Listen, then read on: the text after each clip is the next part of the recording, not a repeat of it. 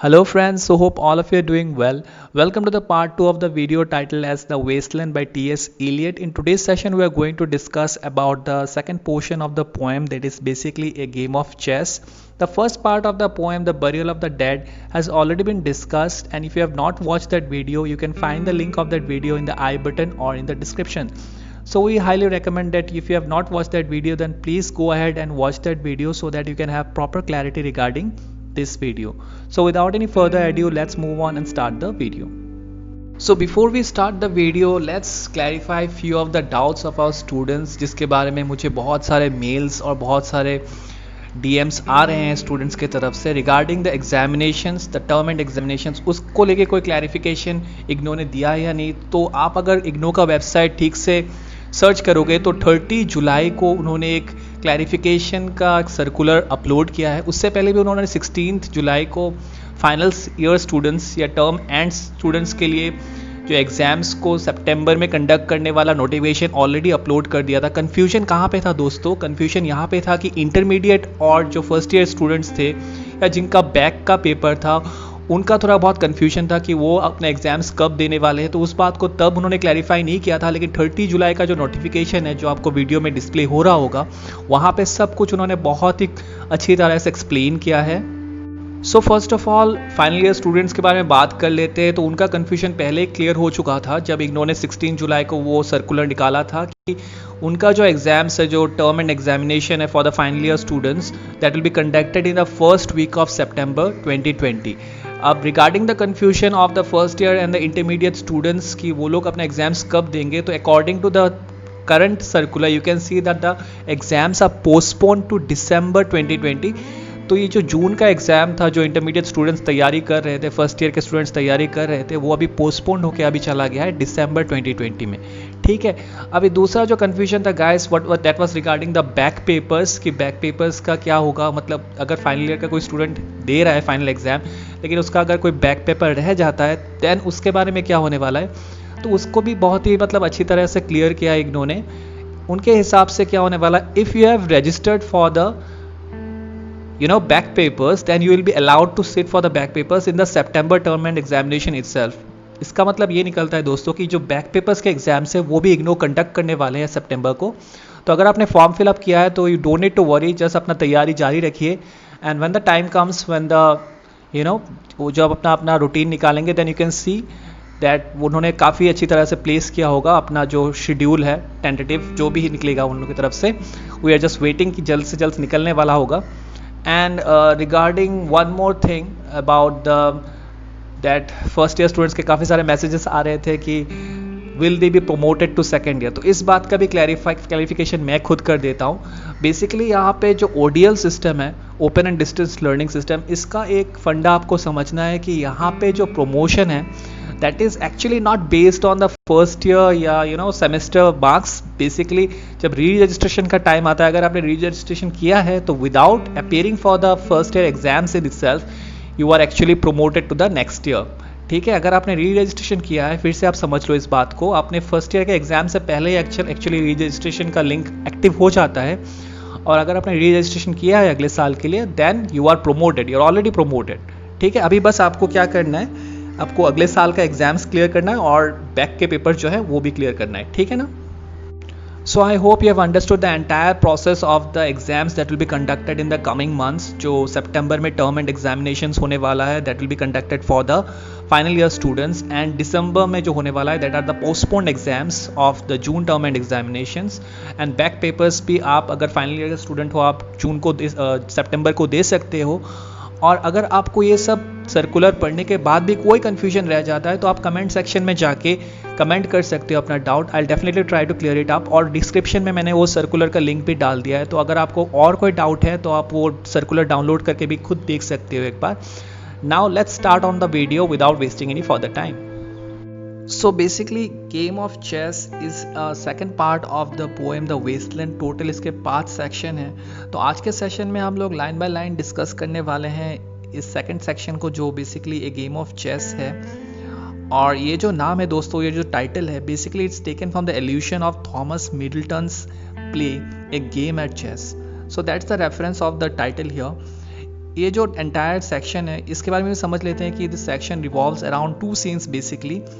पहला जो सीन आपको यहाँ पे देखने को मिलेगा, it's in displayed in a basically a lavished room, a very higher class. तो फर्स्ट सेक्शन आपको एक हायर सोसाइटी ऑफ लंदन को डिस्प्ले करते हुए दिखाई देगा, और जो दूसरा सेक्शन है that is basically the working class, और उसको पोर्ट्रे किया गया है एक पब में, ठीक है, लंदन के बार में।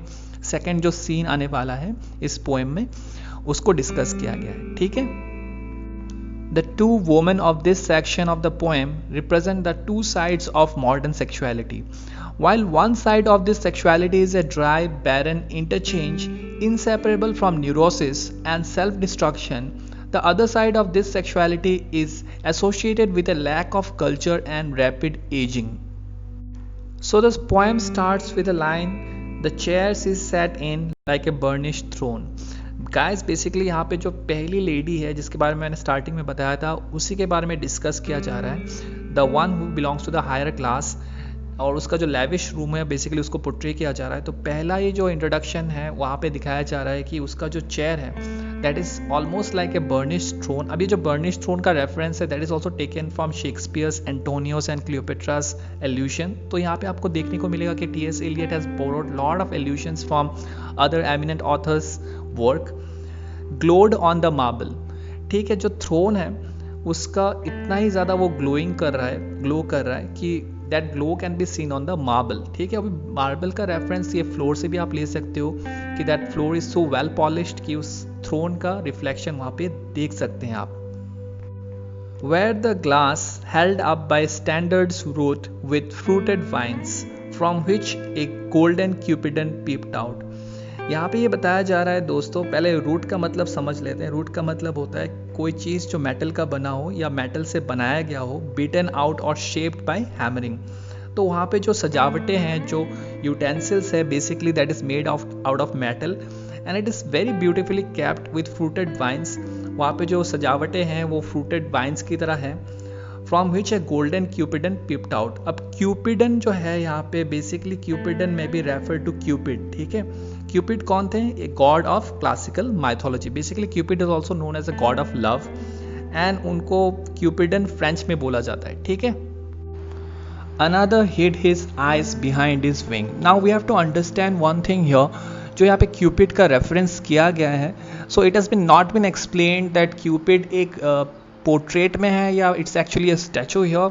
सो in both the context will not go that deep and will just try to understand the basic plot here. यहाँ पे ये बताया गया है कि जो क्यूपिड का जो स्ट्रक्चर है बेसिकली वहाँ पे क्या हो रहा है, the Cupid is hiding one of his eyes with his wing. We know that the Cupid is a mythological god and he has two wings. So उन्होंने एक आँख को अपने एक विंग से ढक के रखा हुआ है, ठीक है। Double the flames of 7-branch candelabra. Guys, this line is very important. You have to understand first of all what is the meaning of candelabra. So basically candelabra is a large branched candlestick or holder for several candles or lamp. आप यहाँ पे video में देख सकते हो clearly कि कैंडलब्रा को कैसे मतलब पोर्ट्रे किया जाता है। ये very high aristocratic England families में हम लोग को देखने को मिलता है।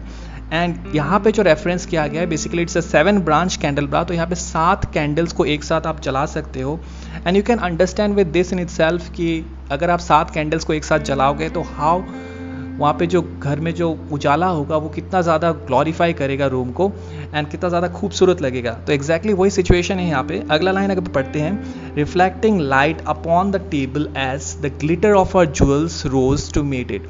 Now one more thing that I want to tell here is that every line in this first part will try to portray the upper class. Okay, यहाँ पे जो अपर क्लास है of London, the entire the entire syntax or entire reference will be trying to connect those things to the higher class of the London society.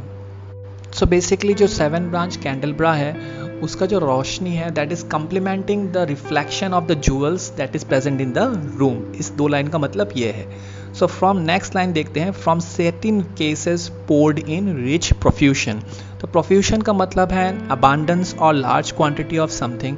अब जैसे कि मैंने कहा है कि ये जो फर्स्ट पार्ट है that is exactly reflecting the higher class of London society. So इस कमरे में जो भी है that is very highly glorified and it is over, okay, ज़्यादा है कुछ। तो यहाँ पे यही दिखाया जा रहा है कि from satin cases poured in rich profusion, तो वहाँ पे कुछ सैटिन केसेस भी है जहाँ से रिच प्रोफ्यूशन पोर्ड हो रहा है, ठीक है, in vials of ivory and coloured glasses. अब आइवरी का मतलब क्या है? आइवरी इज बेसिकली ए, जैसे कि हाथी का दांत हो गया वो आइवरी का बना होता है, तो उसके बहुत सारे यूटेंसिल्स भी वहाँ पे हैं। तो in vials of ivory and coloured glasses, vials का मतलब क्या होता है दोस्तों? A small container typically cylindrical made of glass used typically for holding liquid medicines, ठीक है ना। Unstoppered lurked her strange synthetic perfumes. Unstoppered का मतलब होता है remove the stopper from a bottle और अनदर कंटेनर, जिसका स्टॉपर खुला हुआ है, ठीक है। लर्क्ड हर सिंथेटिक परफ्यूम्स, तो ये समझ में आ रहा है कि जो सिंथेटिक परफ्यूम्स है वो सब रखे गए थे कलर्ड ग्लासेस में, ठीक है। जो आइवरी के वायल्स थे जो मैंने बताया अभी, तो उन सब में वो सिंथेटिक परफ्यूम्स रखे गए थे। तो जो रूम है वो बहुत ही ज़्यादा खुशबूदार बना हुआ है because of this synthetic perfumes. So let's go to the next few lines.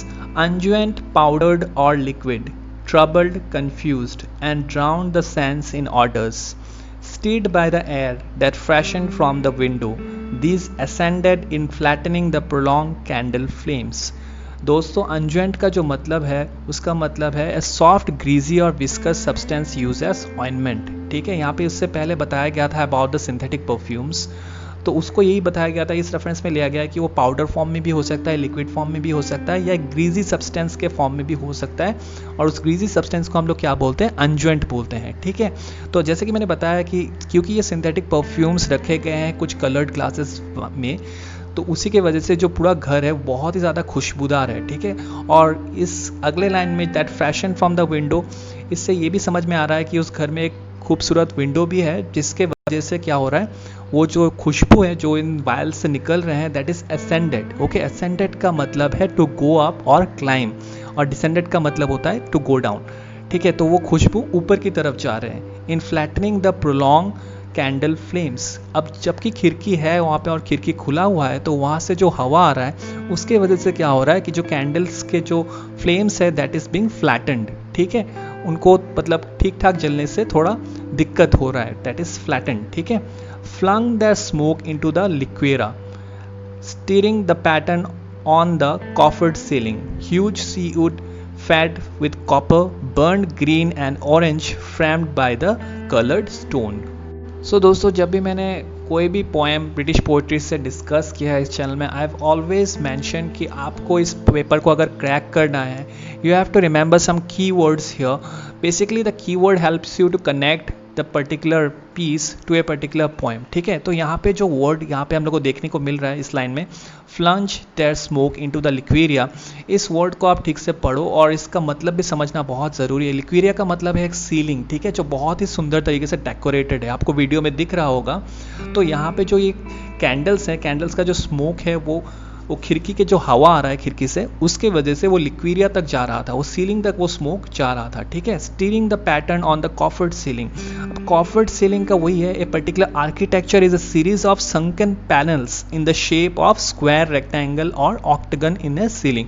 तो ये जो मैं अभी वीडियो में आपको दिखा रहा हूँ, आपको देखने को मिल रहा होगा वेरी ब्यूटीफुल लिक्वेरिया कॉफर्ड सीलिंग, जो बहुत ही हाई क्लास सोसाइटीज़ में यूज़ किया जाता है। जो सीलिंग है उसको बहुत ही खूबसूरत तरीके से ऑक्टागनल वे से बनाया जाता है, and that adds to the beauty of the room, ठीक है। Huge sea wood fed with copper, burned green and orange, framed by the coloured stone. तो इस कमरे में कुछ सी वुड के भी कुछ आर्टिकल्स हैं जिसको कॉपर के साथ ब्लेंड किया गया है, और बहुत ही खूबसूरती से ग्रीन और ऑरेंज कलर में उसको ढांचा किया गया है, उसको बनाया गया है। अगले लाइंस में जाते हैं दोस्तों। इन विच सैट लाइट ए कार्व डॉल्फिन स्वैम, ठीक है। ये जो कार्व डॉल्फिन स्वैम का बताया जा रहा है, basically that might be A portrait in a particular wall, ठीक है। अब कहाँ पे है इसका भी मेंशन किया गया है। Above the antique mantel was displayed, अब एंटिक मेंटल का मतलब क्या है? ए बीम, स्टोन और arch serving as a lintel to support the masonry above a fireplace. अब फायरप्लेस बोलोगे तो इंडिया में आपको बहुत ही रेयरली फायरप्लेसेस देखने को मिलेगा घरों में। यूजुअली ये यूरोपियन या कोल्ड कंट्रीज में आपको फायरप्लेस देखने को मिलता है, क्योंकि बहुत ज़्यादा ठंड होता है, तो घर के अंदर ही वो लोग क्या करते हैं, एक फायरप्लेस बना लेते हैं जिससे घर में गर्मी आती है। हम लोग क्या करते हैं, ठंड के ज़्यादा से ज़्यादा हीटर यूज़ कर लेते हैं। तो ये जो एरिस्टोक्रेटिक फैमिलीज़ है आगे के टाइम में वही, और still now it is like quite prevalent, और इसको एक बहुत ही ज़्यादा एरिस्टोक्रेसी का सिंबल भी माना जाता है कि मतलब फायरप्लेस घर में रखना। तो फायरप्लेस के ऊपर एग्जैक्टली एक एंटिक मैंटल रखा जाता है, आप वीडियो में देख सकते हो इसको, और उसके एग्जैक्टली ऊपर क्या रखा गया है, एक पोर्ट्रेट रखा गया है जहाँ पे कार्व्ड डॉल्फिन इज स्विमिंग। ठीक है, आगे बढ़ते हैं दोस्तों। As though a window gave upon the sylvan scene the change of Philomel by the barbarous king, so rudely forced yet there the nightingale filled all the desert with inviolable voice। Now guys, यहाँ पे जो सिल्वन का reference mention किया गया है, basically सिल्वन का मतलब होता है कंसिस्टिंग ऑफ और अबाउंडिंग इन वुड्स और ट्रीज, बट यहाँ पे जो रेफरेंस है that basically is a reference is an allusion to the fourth book of Paradise Lost written by John Milton। ठीक है ना। अगले लाइन जो हम लोग देख पा रहे हैं यहाँ पे, the change of Philomel by the barbarous king, this is again a character out of Ovid's Homer metamorphosis. तो इसका स्टोरी में मैं थोड़ा शॉर्ट में आपको बता रहा हूँ। यहाँ पे हम लोग को देखने को मिल रहा है कि जो पोएट हैं वो बहुत सारे एल्यूशंस को बोरो कर रहे हैं बीच में, अपने जो एंटायर प्लॉट है पोएम के बीच बीच में वो एल्यूशंस डाल रहे हैं। तो इसकी वजह say that becomes a very beautiful, and इसको बहुत ज़्यादा सेलिब्रेट भी किया गया है इस पोएम को। तो यहाँ पे जो ये ओविड्स होमर मेटामॉर्फोसिस है, वहाँ पे ये दिखाया जाता है कि फिलोमेल जो होती है वो एक बहुत ही खूबसूरत प्रिंसेस होती है। फिलोमेल और फिलोमेला भी बोलते हैं उनको। बेसिकली एक ग्रीक माइथोलॉजी के कैरेक्टर हैं, और उनकी जो बहन थी वो बहन का नाम था प्रोस्नी। ठीक है, तो she was the wife of king Tereus of Thrace. तो किंग टेरियस ऑफ थ्रेस जो थे उन्होंने क्या किया था, फिलोमेल को रेप कर दिया था, और क्योंकि वो किसी को बता ना दे उसके लिए उसका जीभ भी काट दिया था। तो इसके लिए इसको बताया जा रहा है बार्बरस किंग। ठीक है, so rudely forced yet there the nightingale. तो यहाँ पे देखने को मिल रहा है कि मतलब उन्होंने अपने सिस्टर इन लॉ का रेप करके उनका जीभ काट दिया था, लेकिन इवेंचुअली क्या होता है, with the help of a sister Philomel क्या करती है, अपने जो उनके साथ जो हुआ है, रेप हुआ है, उनका बदला लेती हैं और फाइनली इवेंचुअली किंग को मार डालती है। ठीक है, और at the end of the story finally she turns into a beautiful Nightingale, and Nightingale is actually known for beautiful voices, filled all the desert with inviolable voice। अब जो inviolable है दोस्तों, उसका मतलब है never to be broken, infringed और dishonored। तो जब इन फिलोमेला फाइनली अपना रिवेंज ले लेती है, she turns into a beautiful nightingale and she fills the entire desert with her beautiful voice। Jug jug to dirty years and other withered stumps of time were told upon the walls, staring forms leaned out, leaning, hushing the room enclosed. Footsteps shuffled on the stair. Under the firelight, under the brush, her hair, spread out in fiery points, glowed into words, then would be savagely still। दोस्तों यहाँ पे ये elution बोरो करने के बाद, जो फिलोमेला का elution है जो ओविड्स होमर मेटामॉर्फोसिस से बोरो किया है पोएट ने, उसको बोरो करने के बाद, उसको थोड़ा बहुत डिस्कस करने के बाद वो वापस प्लॉट में आ जाते हैं, वापस उसी कमरे में आ जाते हैं, हायर क्लास सोसाइटी के जो रूम हम लोग डिस्कस कर रहे थे बिगिनिंग से, उसी में घर में वापस आ जाते हैं। और यहाँ पे दिखाया जाता है कि मतलब वो काफ़ी ज़्यादा अकेली हैं, और जो रूम का डिस्क्रिप्शन चल रहा है उसके बाद थोड़ा बहुत पोएट क्या करते हैं, कोशिश करते हैं कि थोड़ा बहुत बाय द एज ये डिस्क्रिप्शन भी दिया जाए कि the woman sitting in the room is very lonely, and वहाँ पे इवेंचुअली ये भी दिखाया जाता है कि footsteps shuffled on the stair. तो फाइनली इवेंचुअली इतना टाइम लोनली रहने के बाद क्या होता है कि उनको थोड़ा बहुत फुट स्टेप्स सुनाई देता है स्टेयर में, और थोड़ा बहुत उनके बारे में भी डिस्क्राइब किया जाता है, जैसे कि under the fire light, under the brush, her hair. तो उनका जो बाल है वो काफ़ी ज़्यादा खुले रखे गए हैं, और अंडर द फायर लाइट उनको उनके बाल बहुत ज़्यादा प्रोमिनेंटली दिख पा रहे हैं। Spread out in fiery points, वो बाल खुले हुए हैं, इसी का रेफरेंस है यहाँ पे कि spread out in fiery points, glowed into words, then would be savagely still. वहाँ पे जो सब चीज़ें हैं वो बहुत ही ज़्यादा खामोशी से और बहुत ही ज़्यादा स्टिल हैं। So finally the lady speaks here for the first time in the first part of the poem. She says, my nerves are bad tonight। इसका मतलब ये है दोस्तों कि मैं चल फिर नहीं सकती। Yes, bad, बहुत ज़्यादा बुरे कंडीशन में हूँ मैं। Stay with me, वो किसी को बोलने की कोशिश करती है क्योंकि वो बहुत ज़्यादा अकेली थी, कि मेरे साथ रहो। Speak to me, मेरे साथ बात करो। Why do you never speak, क्यों तुम कभी भी बात नहीं करते? Speak, कुछ तो बोलो। What are you thinking of, आप क्या सोच रहे हो? What thinking what, I never know what you are thinking think, मुझे कभी भी ये पता नहीं चला कि तुम क्या सोच रहे हो और क्या इतना सोच रहे हो तुम. So here we can see that the lady in the first half, which is the upper class society of London, is very much paranoid, and she ends up asking so many questions rather than expecting for answers from her partner. She is being throwing questions and questions on her, and most of the questions are like baseless. उसके बाद हम लोग आगे चलते हैं, देखते हैं क्या होता है. I think we are in Rats Alley where the dead man lost their bones. दोस्तों ये लाइन अगर आप पढ़ोगे तो आपको थोड़ा समझने में मुश्किल होगा, लेकिन मैं इसका बहुत ही साफ तरीके से आपको बता देता हूँ. द सडन रिस्पॉन्स, ये जो all of a sudden T S. Eliot ने यहाँ पे रैट्स एली का रेफरेंस डाला है, signify a place that can be both the trenches in world war one where the soldiers hide and a back alley too. The image of the rats gives off the feeling of decay and rotten. Again, this can be the image of the city after the war. So the lady speaks again. What is that noise? The wind under the door. वो आवाज़ क्या है जो continuously आ रही है, जो हवा दरवाजे से घुस रही है. What is that noise now? फिर से वो आवाज़ आ रही है मुझे. What is the wind doing? वो जो हवाएं है वो क्या कर रही है. Nothing again nothing. Do you know nothing? क्या तुम कुछ भी नहीं पता? क्या तुम्हें कुछ भी नहीं पता? क्या तुम मुझे आंसर नहीं कर सकते? Do you see nothing? क्या तुम्हें कुछ दिखाई नहीं दे रहा जो मुझे दिखाई दे रहा है? Do you remember nothing? क्या तुम्हें कुछ भी याद नहीं है? I remember those are pearls that were his eyes. Now again this is a reference and allusion from Shakespeare Tempest. Basically a reference, आप अगर ठीक से अगर आपने मेरा पिछला वीडियो देखा होगा The Burial of the Dead, so this reference of this line, those are pearls that were his eyes, were taken from The Burial of Dead, the drowned Phoenician sailor. ठीक है. Are you alive or not? क्या तुम जिंदा हो या मर चुके हो? Is there nothing in your head? क्या तुम्हारे सर में कुछ भी नहीं है? But oh, that Shakespearean rag. It's so elegant, इतना खूबसूरत है. It's so intelligent, इतना बुद्धिमान है. What shall I do now? अब मैं क्या कर सकती हूँ? What shall I do? मैं क्या करूँ? I shall rush out as I am.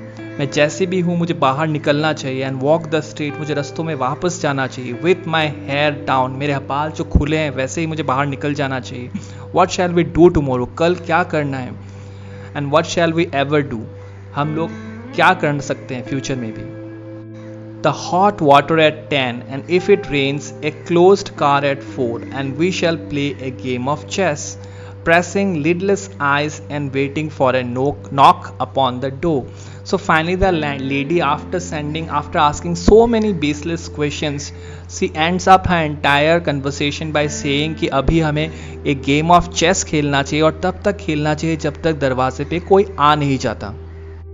दोस्तों इसी के साथ जो पहला पार्ट है which was describing the upper class society of London, the woman who belonged to the upper class, ends here, and from the next line the second part starts, which starts in a London pub. Okay, एक बार में start होता है जहाँ पे lines का शुरुआत कुछ ऐसा होता है कि when Lil's husband got demobbed, I said I didn't mince my words, I said to her myself.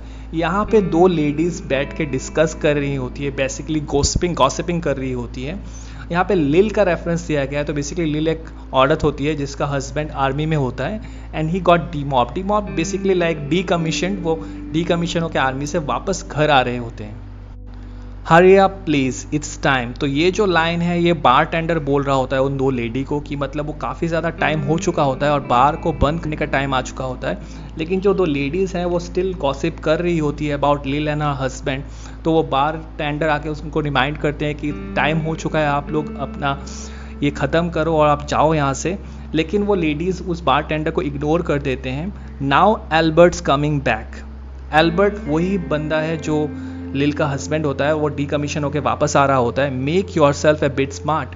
तो दो जो लेडीज़ हैं उसमें से एक लेडी बोल रही है कि उन्होंने ये बात लिल को बोला है कि क्योंकि हस्बैंड वापस आ रहे हैं आपको थोड़ा बहुत स्मार्ट बनना है to be more presentable for your husband.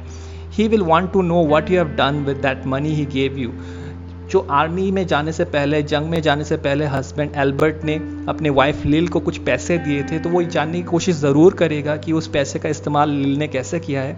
तो वो एक्सप्लेनेशन भी आप रेडी रखो to get yourself some teeth. तो यहाँ पे ये लाइन जो है इसका मतलब ये हम लोग समझ सकते हैं कि जो लिल है वो थोड़ी इतनी ज़्यादा प्रेजेंटेबल नहीं है, और जो दूसरी लेडी है वो उसको सजेस्ट कर रही है कि आप अपना दांत का ट्रीटमेंट करा लो, because obviously teeth is a sign of beauty, we all know. He did, I was there, you have them all out Lil and get a nice set. ये बोल रही है लिल को कि मतलब आप एक नया दांत का सेट लगवा लो जिससे आप बहुत ज़्यादा attractive लगोगी. He said, I swear, I can't bear to look at you. अब यहाँ पे जो तो लेडी है बेसिकली गॉसिपिंग में वो जो लिल को डिमीन करने की कोशिश करती है और एल्बर्ट को एलिवेट करने की या असेंड करने की, कैरेक्टर असेंड करने की कोशिश कर रही होती है. वो ये बोल रही होती है कि एल्बर्ट जो है वो अपने वाइफ को देखना भी नहीं चाहता लिल को, क्योंकि वो बहुत ज़्यादा अनप्रेजेंटेबल होती है. And no more can't I said and think of poor Albert. जैसे मैंने कहा कि वो दो जो लेडीज़ हैं वो बहुत ही सिंपैथी से एल्बर्ट के बारे में बात कर रही होती है, लेकिन अपनी दोस्त लिल के बारे में बहुत ज़्यादा बुरा भला बोल रहे होते हैं. He is been in the army for 4 years, he wants a good time. तो अभी दो लड़की जो बात कर रही होती है औरत, उनका एक्सप्लेनेशन ये होता है कि क्योंकि एल्बर्ट 4 साल के लिए आर्मी में था तो उसको वापस आने के बाद उसको कुछ अच्छा टाइम वो डिज़र्व करता है. And if you don't give it to him that's others will, I said. अब जो लेडी है वो लिल को ये बोल रही होती है कि 4 साल के बाद तुम्हारा हस्बैंड वापस आ रहा है और अगर तुम प्रेजेंटेबल नहीं दिखती हो तो एल्बर्ट क्या करेगा, जो उसको चाहिए, मतलब बेसिकली एक एक पर्टिकुलर मैरिटल लाइफ में हस्बैंड जो एक वाइफ से एक्सपेक्ट करता है, अगर वाइफ उसको प्रोवाइड नहीं कर पाता तो husband might go and look it some place other. तो ये चीज़ जो है काफ़ी ज़्यादा एंटरटेन कर रहा होता है. Basically it's morally wrong. And यहाँ पे जो लेडीज़ हैं वो बहुत ही शेमलेसली इस बात को इनकरेज कर रहे हैं और इस बात से लिल को मोटिवेट कर रहे हैं कि आप अपने आप को ज़्यादा प्रेजेंटेबल करो.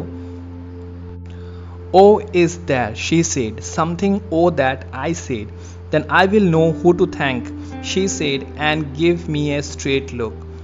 सो यहाँ पे जो है जो एक लेडी दूसरी लेडी को बोल रही होती कि उन्होंने कुछ सजेशंस दिया है लिल को, तो लिल ये बोलती है कि वो कोशिश कर रही हैं और ऑब्वियसली थैंकफुल भी है बिकॉज वो लेडी ये सब बोल रही होती है. उसी बीच क्या होता है, hurry up please it's time. वो जो बार टेंडर है वो दूसरी बार आके उन लेडीज़ को बोलता है कि मतलब बार बंद करने का समय हो गया है, kindly wrap it up. But वो लेडीज़ टोटली उस बार टेंडर को इग्नोर करते हुए अपना कन्वर्सेशन कंटिन्यू रखते हैं. If you don't like it you can get on with it, I said, others can pick and choose if you can't. वो जो लेडीज़ हैं वो बोल रही है कि अगर तुम्हें पसंद नहीं है then you can stay with it, others can pick and choose if you can't. दूसरे लोग अगर आप नहीं कर पा रहे हो तो वो जो चीज़ जो एल्बर्ट को चाहिए है वो दूसरे लोग प्रोवाइड कर सकते हैं. बेसिकली इसका रेफरेंस दूसरी औरत से है. But if Albert makes off it won't be for lack of telling, you ought to be ashamed, I said, to look so antique. अब यहाँ पे जो लेडी है वो बोल रही होती है लिल को कि तुम बहुत ही ज़्यादा एंटीक लगती हो, बहुत ही ज़्यादा पुरानी लगती हो, and you are not at all attractive. और उसी वजह से एल्बर्ट जो है he is all right, he has got the right to look for another woman for sexual pleasures. और बोलती है कि तुम सिर्फ 31 की हो and her only 31. I can't help it, she said, pulling a long face. It's them pills I took to bring it of, she said. तो यहाँ पे लिल का जो रिस्पॉन्स है ये एंटायर जो सजेशंस को लेके उसको बताया गया है कि मतलब ये जो उसका जो फिज़िकल जो डिटोरिएट हो रहा है फिज़िकली, वो लिल उसका रिस्पॉन्सिबल है. वो टैबलेट्स जो लिल काफ़ी टाइम से ले रही है टू अवॉइड प्रेगनेंसी, ठीक है, क्योंकि अल्बर्ट जब भी वापस आता है he like have sexual intercourse with his wife and she becomes pregnant. और इतने सारे बच्चों को जन्म देने के बाद लिल का बॉडी जो है वो काफ़ी ज़्यादा ख़राब हो जाता है, डिटोरेट हो जाता है. तो because she has been taking continuous medication, उसी की वजह से उसका जो फिज़िकल हेल्थ है वो काफ़ी ज़्यादा ख़राब हो जाता है. She had 5 already and nearly died of young George. यहाँ पे इस ब्रैकेट में आप समझ में आपको आ सकता है कि उसके पास ऑलरेडी 5 बच्चे हैं एंड वो ऑलमोस्ट मरते मरते बची थी जब वो यंग जॉर्ज को पैदा करने वाली थी. तो इससे से हम लोग को ये पता चलता है कि जो पहले का ये टाइम है, जो ये लंदन का टाइम दिखाया जा रहा है, तो वहाँ पे लोग ज़्यादा कॉन्शियस नहीं थे about the health of the woman. और इतने सारे बच्चों को पैदा करने के बाद लिल का जो हेल्थ वो बहुत ही ज़्यादा ख़राब हो गया था. The chemist said it would be all right but I have never been the same.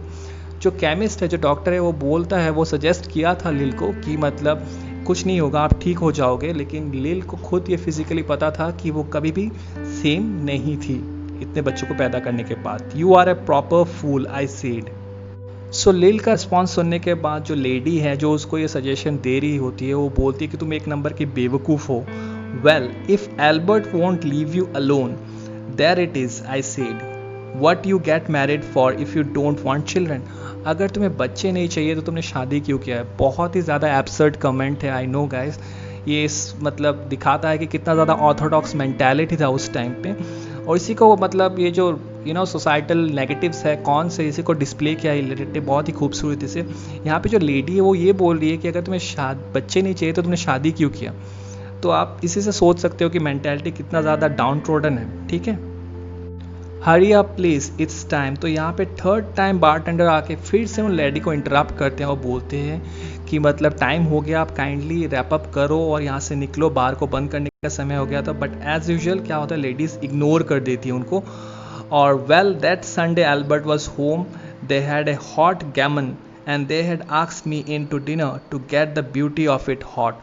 और वो जो लेडी है वो ये भी बोल रही है कि एक संडे, फाइन संडे एल्बर्ट घर में था और उन्होंने उसको डिनर में इनवाइट किया था. हरी up please it's time, hurry up please it's time. यहाँ पे देखने को मिल रहा है कि जो बारटेंडर है वो बहुत ही ज़्यादा रेस्टलेस हो जाता है, इम्पेशेंट हो जाता है, क्योंकि वो लेडीज़ उनको इग्नोर कर रही होती है continuously.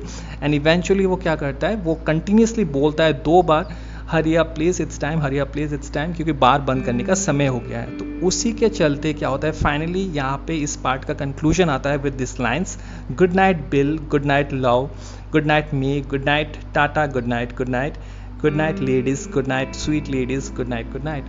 So with this the entire portion of the second part of this section ends.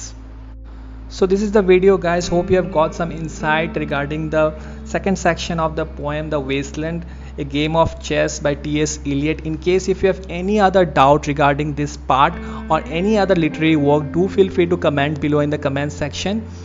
And till then, God bless you and thank you all.